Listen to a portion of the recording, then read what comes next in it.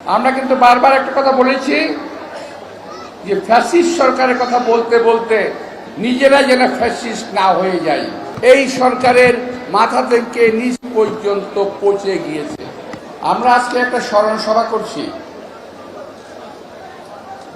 এখানে জুলাইয়ে যে যারা শাহাদাত বরণ করেছিলেন তাদের অনেক আত্মীয় স্বজন, ভাই বোন, মা এরা রয়ে গেছে। অনেকের বক্তব্য আমরা শুনেছি। দিনটা আজকে আমাদের জন্য সময়টা আমাদের জন্য অত্যন্ত আনন্দের, কিন্তু দিনটা শহীদদের পরিবারের জন্য ভালো নয়। এই কথাটা একটু আপনাদের মাথায় রাখতে হবে। আপনাদের স্লোগান ওনাদের কানে যায়, কিন্তু সেটা খুব ভালো লাগে না। শহীদের বোন বক্তব্য রেখেছে, শহীদের আত্মীয়রা বক্তব্য রেখেছে, শুনেছি, কষ্ট হয়েছে। তো কিছু কথা যে আজকে এই যে শহীদদের বিনিময়ে যে আমরা একটা স্বৈরাচারকে তাড়াতে পেরেছি, এই জন্য আল্লাহর কাছে শুকর গুজার করার দিন আমরা মনে করি।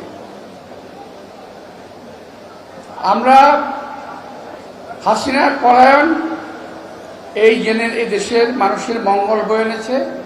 বহুভাবেই একটি ফ্যাসিস্ট সরকারের পতন হয়েছে, কিন্তু আমরা কিন্তু বারবার একটা কথা বলেছি যে ফ্যাসিস্ট সরকারের কথা বলতে বলতে নিজেরা যেন ফ্যাসিস্ট না হয়ে যায়।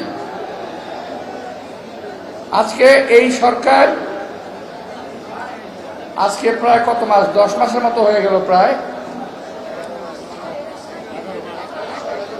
11 মাস এখন পর্যন্ত স্বৈরাচারের দোসরদের সকলের বিচার করতে পারেন নাই, একজনেরও না। আবার হত্যাকারীদের গ্রেফতার করেন নাই। বহু লোক পালিয়ে গেল, আরামের সঙ্গে দেশ ছেড়ে পালিয়ে গেল বহু লোক। অল্প লোক ধরা পড়েছে, তাদেরও বিচার করতেছেন না। 10 মাস কি কম সময়? অনেকে বলেছে 10 মাস খুব বেশি সময় না, এটা কম সময়ও নয়। 10 মাসে একজন মা তার বাচ্চাকে প্রসব করেন, গর্ভবতী মা শিশুর জন্ম দেন, আর আপনারা একটা নতুন বন্দোবস্তের জন্ম দিতে পারলেন না। পেরেছেন অবশ্যই, শহীদদের রক্তের বিনিময়ে আজকে কি পেরেছি আমরা? অনেকে আমরা টাকার কুমির হয়েছি। যাদের ঘরে একসময় খাওয়া ছিল না, তারা কিছু খাওয়া পাচ্ছি। আপনারা মনে রাখবেন, এই অন্যায়ের বিনিময়ে যা অর্জন করছেন, তা যারা আপনারা ভক্ষণ করছেন, পান করছেন, শহীদদের রক্ত পান করছেন আপনারা। এই কথাটা মাথায় রাখতে হবে। প্রিয় ভাইয়েরা, এই সরকারের বিশিষ্ট নেতৃবৃন্দ, এই সরকারের বিশিষ্ট উপদেষ্টাবৃন্দ, তারা বিভিন্নভাবে বিভিন্ন অপকর্ম করছে। কি আর বলবো, কার কথা বলবো? লাভ নাই। এই সরকারের মাথা থেকে নিচ পর্যন্ত পৌঁছে গিয়েছে। এখন পর্যন্ত যারা, আমি বলছি যে আজকে আমি একটু বোধহয় ভুল করলাম, আমি ধারণা করেছিলাম এই সরকার বোধহয় এনসিপি সরকার, আমি ধারণা করেছিলাম, সরি। তো হ্যাঁ, অবস্থার দৃষ্টি মনে হয় এই সরকার বোধহয় এনসিপি সরকার। কি মনে হয় আপনাদের?